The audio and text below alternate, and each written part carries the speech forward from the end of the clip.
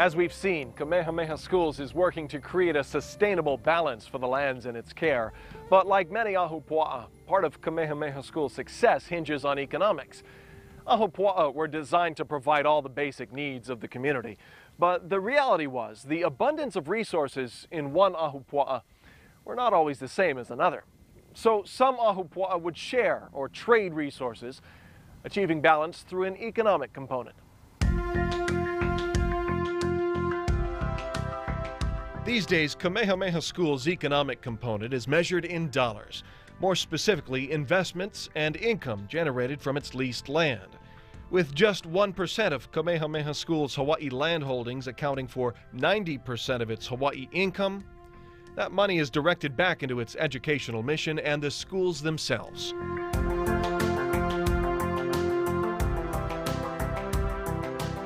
Of its many holdings, the Royal Hawaiian Center is a main example of a prime revenue generator.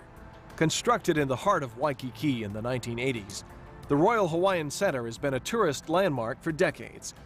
But Kamehameha Schools has begun to apply a more balanced approach with its assets. Recently, it completed a $115 million renovation, which included the unprecedented decision to remove retail space fronting Kalakaua Avenue.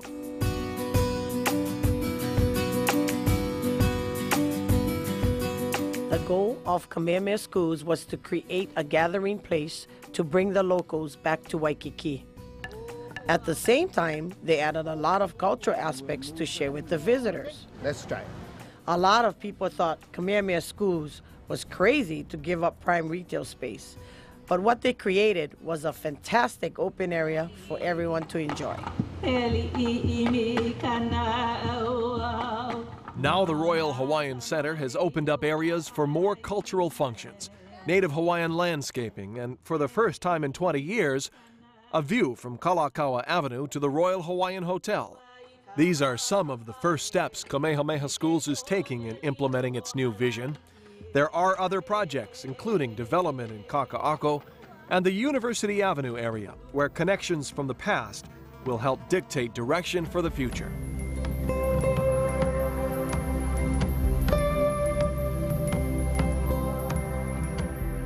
We have to know our place like our ancestors did. Walk the lands, be a part of it, know where food comes from, know where our water comes from, know the importance of a stream and a healthy marine environment. We have to know our place. And secondly, we have to actively care for our place. We can't just utilize these resources or have the privilege of the benefits of these resources without undertaking the responsibilities, as our ancestors did, for their ongoing care. And what we find is that process of staying connected to the land, of being careful that the resources that are abundant today are even more abundant for a larger population tomorrow, really is good for ourselves as individuals. It promotes the kind of learning of values that will enable us not only to survive in an island community like ours, but on island Earth.